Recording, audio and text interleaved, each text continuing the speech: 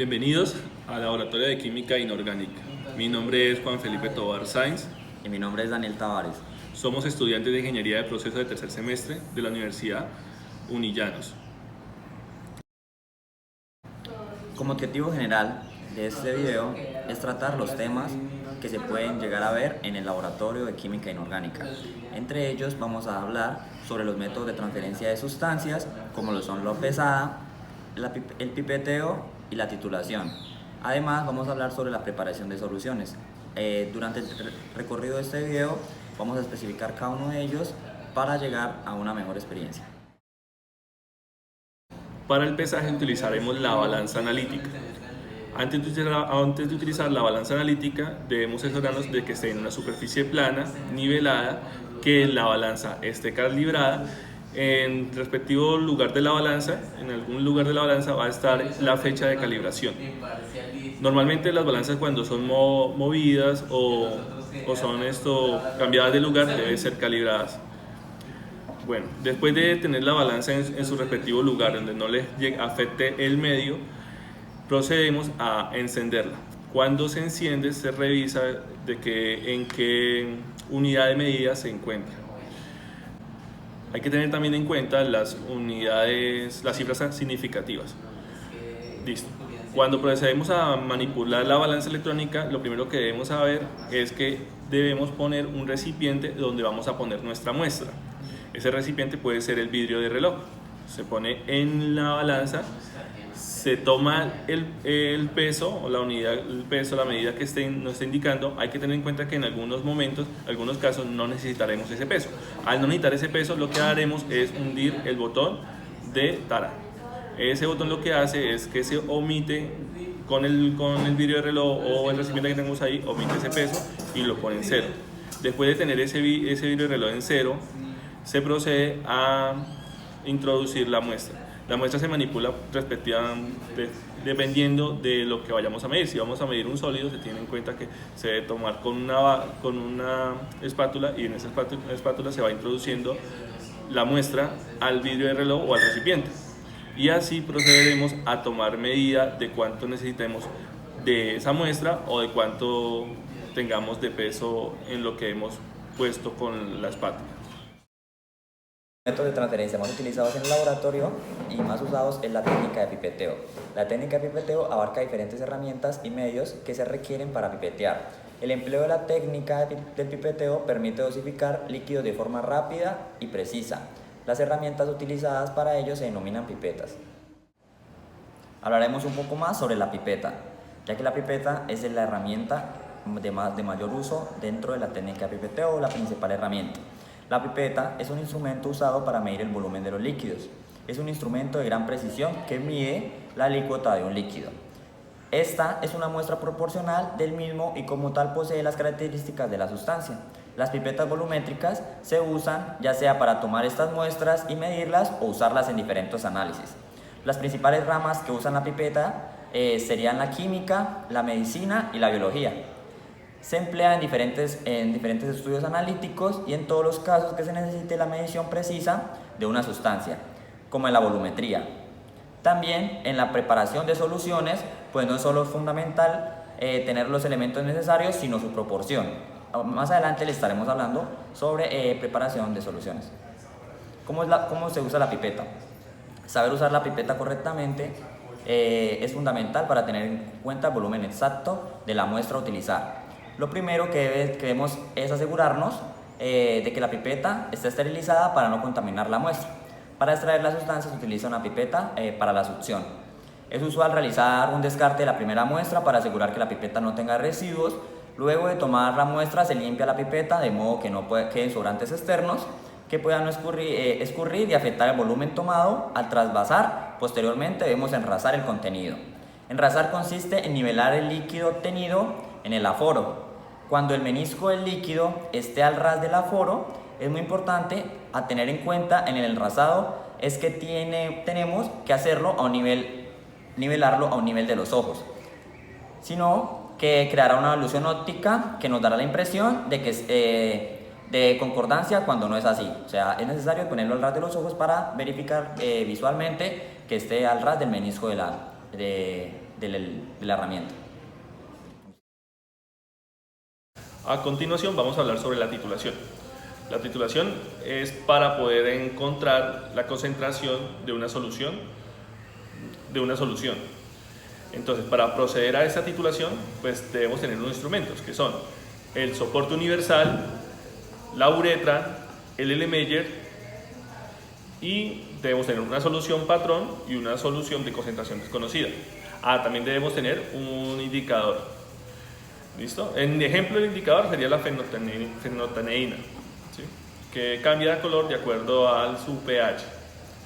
Ahora, para comenzar con la titulación debemos proceder al purgado de la uretra. El purgado de la uretra significa que debemos ingresar esa solución patrón a la uretra, dejar que circule por medio de la uretra, que no quede burbujas, y poner la solución patrón hasta el máximo. Si la uretra es de 10 ml, pues se deja en 10 ml máximo. Si es de 25 ml, pues se deja en 25 ml.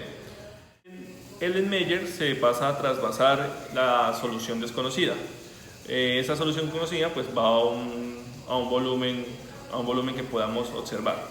Después de ese volumen, lo que seguimos es con una mano, pues en mi caso, como soy zurdo, con una mano comienzo a revolver, y con la otra abro y cierro la llave para que pueda caer la solución de concentración conocida.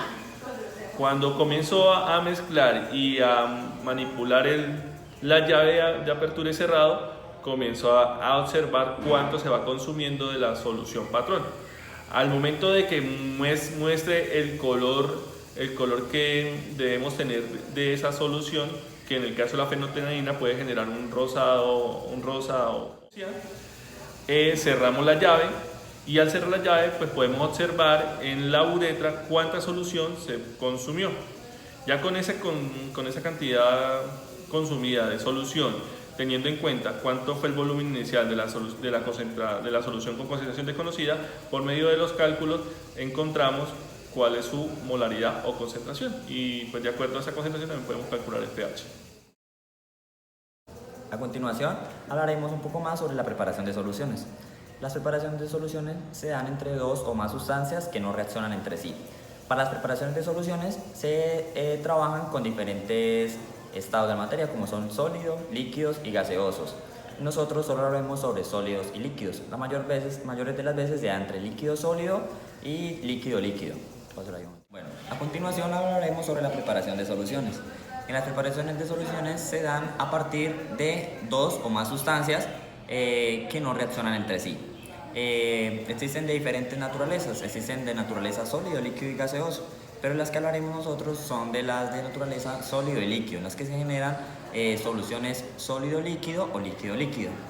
Para preparación de soluciones es necesario contar con las herramientas necesarias y que cada una de ellas esté debidamente limpia y purgada. Hablaremos primero sobre la preparación de soluciones sólido-líquido. Para las preparaciones de soluciones sólido-líquido contaremos con un instrumento de pesaje en el cual pesaremos el soluto, que actuará como soluto, y también sabiendo que para una preparación de soluciones se necesita un soluto y un solvente, tendremos en nuestro biorreloj el material pesado, que sería nuestro soluto, el cual lo lavaremos con un frasco lavador y lo fraguaremos sobre un matraz. Este matraz es un matraz aforado en el cual dejaremos caer el soluto. Luego se debe tener en cuenta que hay diferentes factores que pueden afectar la preparación de soluciones sólido-líquido, como es la temperatura. Entonces se puede generar una reacción exotérmica o endotérmica, sabiendo que las reacciones exotérmicas son las que favorecen la reacción.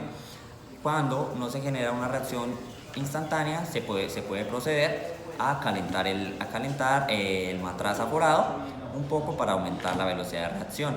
Luego esto sí lo podemos pasar a un balón de aforo, que es en el que se lleva esa solución, y luego con un gotero se lleva al aforo, al enrase en el aforo, en el balón aforado. Recordando que para las preparaciones de soluciones se debe conocer cuánta cantidad debemos utilizar de soluto, tanto para sólidos o para líquidos. Para la preparación de soluciones líquidas, lo mismo no se toma directamente con la pipeta, la muestra o la cantidad necesaria no se toma directamente del balón aforado, solo se tiene que trasvasar a un matraz para evitar contaminar directamente la muestra total. Teniendo en el matraz aforado, sí podemos proceder a utilizar la pipeta para tomar el volumen deseado. Este volumen deseado se toma con suma delicadeza utilizando el instrumento de pera de succión, succionándolo directamente del matraz. Teniendo procedemos a enjuagar o procedemos a mojar directamente o trabajar el líquido dentro de la pipeta para que esa quede totalmente mojada. Luego de esto, teniendo en cuenta que este procedimiento tiene la particularidad que al final se realiza lo mismo que en la preparación de soluciones sólido-líquido, en el cual luego de tener la muestra líquida en nuestra pipeta, procedemos ahí sí a trasvasarla a nuestro balón aforado. Este procedimiento que acabamos de hacer es para evitar que se contamine o se haga una mala medición en la pipeta. Luego de trasvasarla a un balón aforado, lo que procedemos es llevarla al aforo con el solvente, y antes de llegar al enrase se utiliza el gotero para y mediante la técnica visual para llevar exactamente al aforado que buscamos. Es de suma importancia recordar que durante la preparación de soluciones, estas no se deben guardar no se deben guardar en el balón aforado o herramienta de laboratorio. Para esto se debe contar con un envase, particularmente utilizamos un envase de ámbar en el cual es debidamente guardada la solución con la concentración deseada, y esta posteriormente se marca y guarda en el laboratorio. Esto es todo por hoy. Muchas gracias por su atención y espero que esta información haya sido de su agrado. Muchas gracias. Hasta pronto. Hasta pronto.